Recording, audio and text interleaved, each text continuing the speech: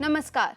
Child custody यानी ये तय करना कि बच्चे की जिम्मेदारी या पेरेंटिंग कौन करेगा, माता या पिता। ये सवाल कि माता या पिता बच्चे के साथ रहेंगे या फिर बच्चे के सामने ही ये कड़वा सवाल कि उसे सिर्फ माँ चाहिए या पिता, ये हालात तब खड़े होते हैं जब माता पिता अलग होते हैं, डिवोर्स लेते हैं। डिवोर्स जिनका बच्चों को पता भी नहीं होता, जिनके बारे में बच्चों ने ये भी नहीं सोचा होता कि उनके सामने कभी ऐसे हालात आएंगे। लेकिन फिर भी जब ऐसे हालात बनते हैं तो बच्चों की जो परवरिश होती है, उनके आगे जो रख रखाव होता है, वो किसके पास रहे, माता के पास रहे या पिता के पास रहे, क्या कहता है कानून, आज यही हम जागो में जानने की कोशिश करेंगे। आपके सभी सवालों के जवाब देने के लिए स्टूडियो में हमारे साथ मौजूद हैं लीगल एक्सपर्ट मिस रेखा अग्रवाल। रेखा जी, स्वागत है आपका जागो में। जब डिवोर्स होता है तो सबसे ज़्यादा और गहरा असर बच्चों पर पड़ता है। तो आइए सबसे पहले यही देखते हैं कि जब मन मुटाव हो जाता है पेरेंट्स के बीच में तो बच्चे के मस्तिष्क पर, उसकी पूरी पर्सनालिटी पर क्या असर पड़ता है। रिश्तों में बढ़ती कड़वाहट जब उस पड़ाव पर आ जाए कि साथ जीना मुहाल हो जाए तो बात डाइवोर्स तक पहुंच जाती है। तब इसका सीधा और सबसे ज्यादा असर पड़ता है आपके बच्चों पर, क्योंकि वो समझते हैं तो सिर्फ एक ही बात, माँ का प्यार और पिता का साथ। आप भले ही अलग अलग होने की बात को एक्सेप्ट कर लें, लेकिन आपके बीच होने वाली कलह का गहरा असर बच्चे की मनोदशा पर पड़ता है। बच्चे के मन में आपके प्रति डर बैठ जाता है जो उसे आपसे दूर ले जाता है। बच्चा कश्मकश में पड़ जाता है कि आखिर वो किसका साथ चुने, क्योंकि उसे आप दोनों का ही प्यार चाहिए। वो चाह कर भी अपनी पढ़ाई में ध्यान नहीं लगा पाते, खुद को तन्हा तन्हा महसूस करने लगते हैं। आपका एक कदम बच्चे की पूरी लाइफ को बदल कर रख सकता है। इसलिए आप जो भी कदम उठाएं, बहुत सोच समझ कर उठाएं। बेशक जिस मामलों में बच्चे शामिल होते हैं वो कदम बहुत ही सोच समझ कर उठाना होता है और कानून भी इस चीज़ को ध्यान में रखता है। रेखा जी, कानून क्या क्या ऑप्शंस देता है पेरेंट्स को कि बच्चों के बेस्ट इंटरेस्ट में रहे। देखिए काजल, 1860 के अंदर ये कानून बना हुआ है जिसको कहते हैं गार्डियंस एंड वार्ड्स एक्ट। तो इसी से आप अंदाज़ा लगा सकते हैं कि इतना पुराना कानून है जो अभी तक हमारे देश के अंदर फॉलो हो रहा है सभी कोर्ट्स के अंदर थ्रू आउट इंडिया। इस कानून के तहत जो एक ऑप्शन दे रखी है कि कभी भी कोई पेरेंट्स के बीच मनमुटाव होता है, डाइवोर्स हो जाता है फाइनल, या सिर्फ एक सेपरेशन भी होती है, तो उस दौरान बच्चों को किस तरह से उनकी परवरिश करी जाए, उनका बेस्ट इंटरेस्ट कहाँ पे है। सबसे पहली बात जो मैं यहाँ पे कहना चाहती हूँ कि किसी भी देश का कानून हो, भारत का ही क्यों, द पैरामाउंट इंटरेस्ट, जैसे कहते हैं कि मुख्य जो आपका जो ध्यान करने की जो चीज़ होती है वो बच्चों का वेलफेयर होता है। कोर्ट को माता और पिता के इंडिविजुअल राइट्स या डिज़ायर से कोई लेना नहीं कि माँ क्या चाहती है, पिता क्या चाहता है। वेलफेयर ऑफ द चाइल्ड कहाँ पर है, तो इसी बात को ध्यान में रखते हुए कि बच्चे का हित कहाँ पर है, ये कानून 1860 में बना था जो हम अभी तक फॉलो कर रहे हैं। और इस कानून के तहत अगर डाइवोर्स हो गया हो या होने की आशंका हो या वैसे ही कोई तरह का लीगल सेपरेशन हो, इसके अंदर माता पिता कोर्ट के अंदर दरखास्त दे सकते हैं, कोई भी पार्टी दरखास्त दे सकती है और परमानेंट कस्टडी मिल सकती है किसी भी स्पाउस को, मदर या फादर को, या आपको इंटरिम कस्टडी भी मिल सकती है, permanent custody as well as interim custody, depending के हालात क्या हैं। तो उसके अंदर किसी लिमिटेड पीरियड के लिए भी मिल सकती है। ये सब हालात के ऊपर डिपेंड करता है, बच्चा कितना बड़ा है, बच्चा क्या चाहता है, बच्चे को सोचने की अभी उम्र है कि नहीं, जिसको कहते हैं कि एज ऑफ डिस्क्रिशन, क्या वो डिसाइड कर सकता है कि नहीं अपने लिए। इन सारी बातों को ध्यान में रखते हुए एक कानून बना हुआ है और इसके तहत कोई भी स्पाउस अपने बच्चे के लिए कस्टडी मांग सकता है। आपने यहाँ पे दो तरीके की कस्टडीज बताई, एक परमानेंट और एक इंटरिम, तो ये दोनों में क्या डिफरेंस होता है? परमानेंट कस्टडी तब होती है कि जब कोर्ट ही डिक्लेयर कर देती है कि इस बच्चे का जो फुल टाइम गार्डियन है, फुल टाइम कस्टडी जैसे कहते हैं कि for all times to come, जब तक बच्चा 18 साल का नहीं हो जाता, वो ये माता या पिता, या ऐसी सिचुएशन के अंदर ऐसा भी कई बार ऐसा होता है कि माता और पिता दोनों ही उस काबिल नहीं उस बच्चे की कस्टडी लेने के लिए।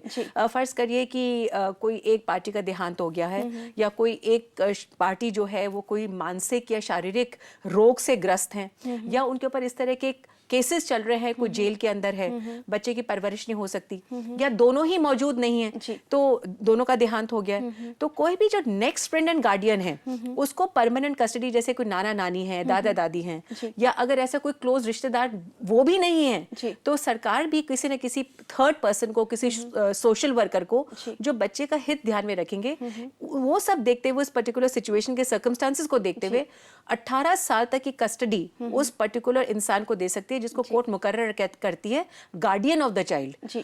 परंतु अगर ऐसा हम फुल टाइम का प्रावधान नहीं कर रहे हैं, हम फुल टाइम के लिए नहीं सोच रहे हैं 18 साल तक के लिए, तो इंटरिम कस्टडी जिसको कहते हैं विजिटेशन राइट्स, जैसे होता है कि छुट्टियों के अंदर, गर्मी की छुट्टियां हैं, सर्दी की छुट्टियां हैं, या और भी कोई वजह है, कोई बच्चे के एग्जामिनेशन है, तो उस दौरान किसी पेरेंट को 2 महीने के लिए, 3 महीने के लिए ऐसे बच्चे की इंटरिम कस्टडी या टेम्परेरी कस्टडी दी जा सकती है। जी, यहाँ पर आपने बोला जो एलिजिबल पेरेंट्स होते हैं, तो एलिजिबिलिटी क्या होती है कि किस पेरेंट्स के पास कानून को ऐसा लगता है कि बच्चे की परवरिश सही होगी? बहुत अच्छा सवाल पूछा काजल आपने। एलिजिबिलिटी, माँ और पिता बनने के लिए आपको क्या एलिजिबिलिटी चाहिए? एक्सेप्ट ये अच्छे इंसान हों, एक अच्छे नागरिक हों, अपने कर्तव्यों का पालन करें जो आपको संविधान ने आपको दे रखे हैं, राइट्स, और जो आपकी ड्यूटीज बनती हैं। कानून ये कहीं नहीं कहता कि आपको बहुत पैसे वाला या बहुत समृद्ध होना पड़ेगा तभी आपको अपने बच्चे की कस्टडी मिलेगी। अगर आप बालिग हैं, 18 साल से ऊपर जो माता और पिता दोनों हैं, और उनको कोई इस तरह की कोई शारीरिक या मानसिक रोग नहीं है जिससे बच्चे की कोई तरह की हानि पहुंचे, बच्चे की कोई जिंदगी के अंदर हानि पहुंचे, उसकी परवरिश ठीक से नहीं हो पाए, माता पिता खुद ही उस इतने काबिल नहीं हो, जैसे कहें कि उनका जो मेंटल लेवल है वो इतना लो हो, या उनको कोई फिजिकल प्रॉब्लम हो जिसकी रहने की वजह से बच्चा जो है उसको भी वो बीमारी हो सकती है, कोई डेंजरस डिजीज हो, तो बच्चे को दूर रखना बेटर है। तो अगर ऐसी कोई कंडीशन नहीं हो तो कोई भी माता या पिता अपने बच्चे की कस्टडी के लिए क्लेम कर सकता है। और अगर फर्ज करिए कि माँ, अक्सर कई बार होता है कि जैसे पुरुष प्रधान देश है, औरत जो है वो कई बार दबाई जाती है और उसके पास आर्थिक स्थिति इतनी वो नहीं होती कि वो अपने बच्चे को पाल पोस सके, तो ऐसी सिचुएशन के अंदर भी कोर्ट ये कहीं नहीं कहती कि माँ कमाती नहीं है, माँ के पास पैसा नहीं है तो उसको कस्टडी नहीं मिलेगी या पिता को कस्टडी नहीं मिलेगी।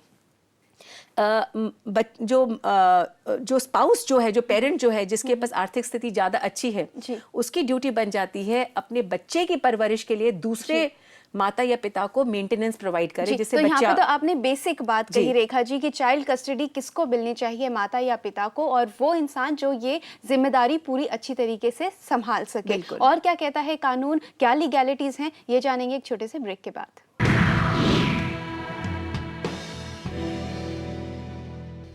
चाइल्ड कस्टडी डिवोर्स के बाद कानून यही कहता है कि जो बच्चों के बेहतर हित में हो, बेस्ट इंटरेस्ट में हो, वो बच्चा उन्हीं पेरेंट्स के पास जाता है। लेकिन अगर कोर्ट डिसीजन दे देती है कि फादर के पास बच्चा जाएगा, तो क्या मदर क्लेम कर सकती है, वापस चैलेंज कर सकती है इस डिसीजन को? बिल्कुल कर सकती है। जैसे आपने खुद कहा कि बच्चे का हित, सबसे बड़ा कोर्ट को यही देखना कि बच्चे का हित कहाँ पर है। अगर हालात बदल जाते हैं कोई भी वजह से, फर्ज करिए कि पिता के पास में बच्चे की कस्टडी है, कोर्ट ने कहा कि ठीक है आप गार्डियन हैं, पर हालात ऐसे बदल गए हैं कि फादर जो है उसकी कोई भी वजह से, फर्ज करिए कोई उसके ऊपर कोई क्रिमिनल केस चल गया, या फादर जो है उसकी कहीं इंडिया में जॉब करते हैं, कहीं पे बाहर पोस्टिंग हो गई, या उस सिटी में ही भी पोस्टिंग नहीं है, बच्चा कहीं पर भी निग्लेक्ट हो रहा है। अगर किसी भी पेरेंट को लगता है कि हाँ मैंने भले अपने बच्चे की कस्टडी दूसरे पेरेंट को दे दी है, परंतु अब मेरे बच्चे का ठीक तरह से परवरिश नहीं हो पा रही है और मेरा बच्चा सफर कर रहा है, तो वो कोर्ट के अंदर दरखास्त दे सकते हैं कि देखिए कि आप हालात बदल गए हैं। ऐसा नहीं है कि मैं कोर्ट के जो फैसला है उसकी अवहेलना करना चाहती हूँ, या कोई मेरे को पर्सनल एनिमोसिटी है अपने पति या पत्नी के साथ के अंदर जो भी हो, सिर्फ मैं बच्चे के हित के लिए बार बार कोर्ट को सिर्फ ये देखना है कि बच्चे का हित कहाँ पर है। अगर हालात बदल गए हैं तो उस हालात, बदलते हुए हालात के साथ में कोर्ट का जो फैसला है वो भी बदल सकता है, और जहाँ पे बच्चे का हित होएगा उस पेरेंट को वो बच्चा दे दिया जाएगा। जी, यहाँ पर रेखा जी आपने कहा कि कानून डिसाइड करता है, लेकिन क्या पेरेंट्स भी अपनी तरफ से प्रेफरेंसेस रख सकते हैं कि हमारे पास अगर एक से ज्यादा बच्चे हैं, एक बेटी है, एक बेटा है, तो बेटा फादर को चाहिए, बेटी मदर को चाहिए, तो क्या वो अपनी डिमांड्स भी रख सकते हैं? बिल्कुल कर सकते हैं। स्पेशली जो होता है कि जो एक लड़का है उसको एक तरह से साइकोलॉजिकली सोचे, या हमारे सोशल मोड्स ऐसे हैं कि समझा जाता है कि लड़के को पालना शायद आसान रहेगा। तो अगर एक पिता है और वो सोचता है कि मैं अभी तो लड़की मेरी बहुत छोटी है, अभी पालने में मेरे को मुश्किल नहीं होगी, पर जैसे जैसे वो बड़ी होएगी तो उसके साथ जो एक प्रॉब्लम्स आती हैं लड़की के साथ में, प्यूबर्टी अटेन करती है, बड़ी होती है, तो उसको फादर को संभालने में मुश्किल हो सकती है। तो वो फादर जरूर कह सकते हैं कि देखिए मैं भले अपने दोनों बच्चों को बराबर चाहता हूँ, लड़के को लड़की को पूरा प्यार करता हूँ, परंतु अगर जब हालात बदल जाएंगे, लड़की बड़ी होगी, तो शायद एक लड़की को पालने के अंदर उसकी जो माँ होगी वो एक बेटर पेरेंट साबित होगी। सिमिलरली जो माँ है वो भी कह सकती है कि मैं लड़के को पालना चाहती हूँ क्योंकि मैं एक अकेली औरत रहती हूँ और मैं इतनी देखभाल नहीं कर सकूंगी लड़की की, जो लड़की को ज्यादा जिम्मेदारी की जरूरत होती है। इस बात को हमें एक्सेप्ट करना ही पड़ेगा। जी, तो पेरेंट्स रख सकते हैं कानून के साथ में अपनी प्रेफरेंसेस भी, और क्योंकि कानून यही हित देखता है कि बच्चे का बेस्ट हित क्या है, तो आप चाहे आपके रिश्ते में दरार आई है लेकिन डिसीजन वो ही ले जो बच्चों के लिए बेहतर हो। यहाँ पर हमारे साथ जुड़ी हैं अर्पिता जालंधर से। अर्पिता जी सवाल पूछिए। अर्पिता जी टीवी का वॉल्यूम बंद कर दीजिए, हम तभी आपसे बात कर पाएंगे। हाँ जी मैम बोलिए। जी बताइए। मैम मेरी जेठानी है, उनकी शादी को 4 साल हो रहे हैं। वो एक 2 साल इकट्ठे रहे हैं। तो उसके बाद वो मैके चली गई थी अपने। मैके जाने के बाद वो आज तक उसके साथ नहीं रह रही है। मैके वाले ने उसके साथ मारा पीटा मेरे जेठ को। तो फिर भी साथ रह रहे थे, पूरे पैसे दे रहे थे महीने के। तो अभी उन्होंने 6 महीने से ही बंद किए हैं पैसे देने। पैसे ले लेते हैं और पूरे पैसे ले लेते हैं, तो साथ में नहीं रहने देते अपने। जी, कहते हैं हमारी लड़की के साथ नहीं रहना है आपको। जी, तो अर्पिता जी वो चाहती क्या है? अब वो वापस आना चाहती हैं या वो अलग होना चाहती हैं लीगली? हम मम्मी पापा को नहीं आगे कर रहे हैं, वो सारी बातें मम्मी पापा भी कहते हैं। मम्मी पापा का इसमें कोई लेना देना नहीं। मम्मी पापा कहते हैं हमारा फर्ज था शादी तक। जी, अगर तुम दोनों की नहीं बनती है तो इसमें हमारा कसूर नहीं है, हम तो दोनों को बनाते हैं। वैसे आज तक तो मम्मी पापा ने समझाया भी ऐसे नहीं तो ऐसे चल लो। जी, वैसे तो जेठ को ही मेरे समझा देते चलो वो ऐसे कहती तो वैसे कर लो, लेकिन वो और फरमाइशी आगे कर देती है अपनी। जी, यहाँ पर फैमिली में ही और फैमिली में जो इन लॉज होते हैं उन सब का बहुत इंटरफेरेंस होता है, तो रिश्ते में दरार आती है। ऐसे में क्या करना चाहिए? अर्पिता आपकी जो जेठ है उन्हीं को सोचना पड़ेगा सबसे पहले कि वो क्या चाहते हैं। लगता है कि आपका संयुक्त परिवार है, जॉइंट फैमिली में आप लोग रहते हैं। बहुत अच्छी बात है कि आजकल के ज़माने में भी जॉइंट फैमिलीज चल रही हैं, और उस संयुक्त परिवार का भी फर्ज बनता है कि जो आपके जेठ है उनको एकदम साइड में नहीं कर दिया कह के कि देखिए हमने आपकी शादी कर दी, आप जाने आपका काम जाने। तो इसमें लगता है कि उनको अपने बेटे के साथ में, जो बड़ा बेटा है, इनके माँ बाप को भी बैठना चाहिए। अर्पिता जो है वो, उनके जो हस्बैंड हैं वो लोग सब बैठे और ये डिसाइड करें कि आखिर वो जो हस्बैंड है, जो जेठ है इनके, वो चाहते क्या है। अगर वो चाहते हैं कि डाइवोर्स, तो उसके अंदर भी उनको एक वकील करना पड़ेगा। अगर वो हालातों के साथ समझौता करना चाहते हैं, अपनी पत्नी के साथ रहना चाहते हैं, तो इसके अंदर भी इस पूरे परिवार को एक मोर पॉजिटिव स्टेप लेना पड़ेगा। और सब बैठे बैठे ये नहीं होगा कि आपकी शादी हमने कर दी, आप अपने आप संभालिए। सबको या तो कोई फैमिली काउंसलर के पास जाएं और उनकी फैमिली को अप्रोच करें और पूछें कि आखिर ये जो दरार आई है रिश्तों के अंदर, ये क्यों आई है। शायद कोई बात करने से ठीक हो जाएगा। प्रोफेशनल रिलेशनशिप काउंसलर्स होते हैं जिनके पास वो जा सकते हैं, और अगर ऐसा ही है कि आपसी मनमुटाव कम होता है लेकिन आसपास जो लोग होते हैं वो ज्यादा चीजों को बढ़ा देते हैं, तो इसलिए बेहतर ये होगा कि वो आपस में ही बात करें, खुद डिसाइड करें कि वो कैसे रहना चाहते हैं, तो रिश्ते बेहतर हो सकते हैं। यहाँ पर रेखा जी हम बात कर रहे हैं चाइल्ड कस्टडी की। ज्यादातर माना जाता है, ये एक धारणा बन चुकी है कि अगर डिवोर्स लेते हैं तो बच्चों की कस्टडी मदर के पास जाती है, तो ये कितना सही है और फादर कितना क्लेम कर सकते हैं? बिल्कुल गलत धारणा है कि जो माँ है उसको ही कस्टडी मिलती है।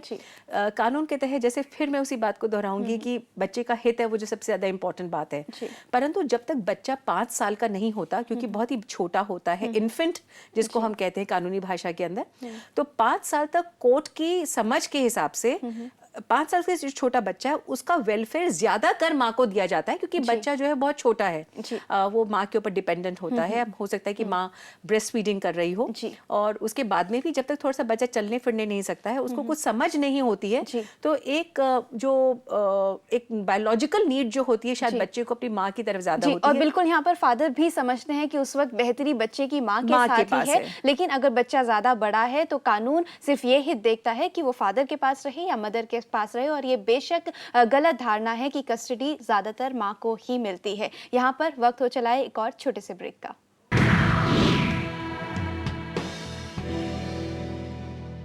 चाइल्ड कस्टडी डिवोर्स के बाद बेहतरी यही होती है कि आप खुद से म्यूचुअली भी डिसाइड कर सकते हैं कि कौन बेहतर तरीके से बच्चों का पालन पोषण कर सकता है। वो बात आप कोर्ट के सामने रख सकते हैं और कोर्ट भी वही डिसीजन लेती है जो बच्चों की भविष्य के लिए बेहतर होता है। इसलिए अगर आपको ऐसा लगता है कि आप डिवोर्स लेना चाहते हैं, आपके बच्चे हैं, लेकिन अगर आप उनकी बेहतरी सोचते हैं तो उनके भविष्य का ख्याल रखें। अलग भी होते हैं, जिसको भी कस्टडी मिले, लेकिन दोनों पेरेंट्स उनकी जिम्मेदारी पूरी तरीके से ले। रेखा जी, यहाँ हमारे पास एक SMS है। इन्होंने लिखा है कि इनकी सेकंड मैरिज हुई है, लेकिन सेकंड मैरिज के बाद भी जो इनके हस्बैंड है वो उनको फिजिकली टॉर्चर करते हैं। वो उनका विरोध करने से भी डरती है क्योंकि उनको ये डर है कि उनके पति उनको छोड़ ना दे। तो ऐसे में क्या कर सकते हैं? काजल, बेशक सेकंड मैरिज हो या थर्ड मैरिज हो, कानून कहीं नहीं कहता कि आपको सेकंड मैरिज करे तो आपको कॉम्प्रोमाइज़ करना पड़ेगा और अपने पति का अत्याचार सहना पड़ेगा। इनको खुद उठना चाहिए, पहले सोचना चाहिए कि मेरे को डरने से काम नहीं चलेगा कि मेरी सेकंड मैरिज है तो अगर ये भी टूट गई तो क्या होगा। अपने पति से बात करें, रिलेशंस को अगर जोड़ सकते हैं, प्रोफेशनल एडवाइस ले लें किसी काउंसलर की, और अगर नहीं कुछ बन पाती है तो बेटर है कि to part ways peacefully, amicably, without this threat. ये डर के नहीं काम चलेगा कि मेरा सेकंड बार भी डाइवोर्स हो गया तो लोग क्या कहेंगे।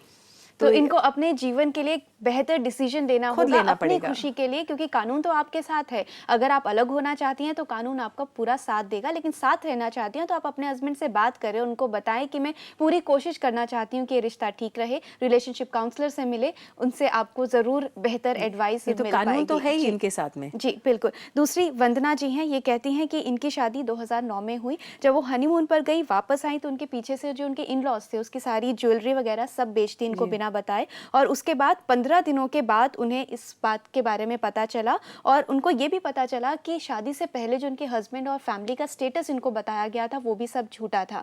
तो अभी उनके जो इन लॉज हैं उनके लिए कंप्लेंट भी की गई, उनको जेल भी हुई और उसका भी सारा खर्चा इनके फादर ने उठाया, जो भी इनको बेल वेल करानी थी। अब जब वो वापस आ गए हैं, वापस आने के बाद भी जो वंदना है ये अपने घर पर है, अपने पेरेंट्स के घर पर हैं, तो उनके इन लॉज इनको बुला नहीं रहे हैं। ऐसे में ये क्या कर सकती हैं?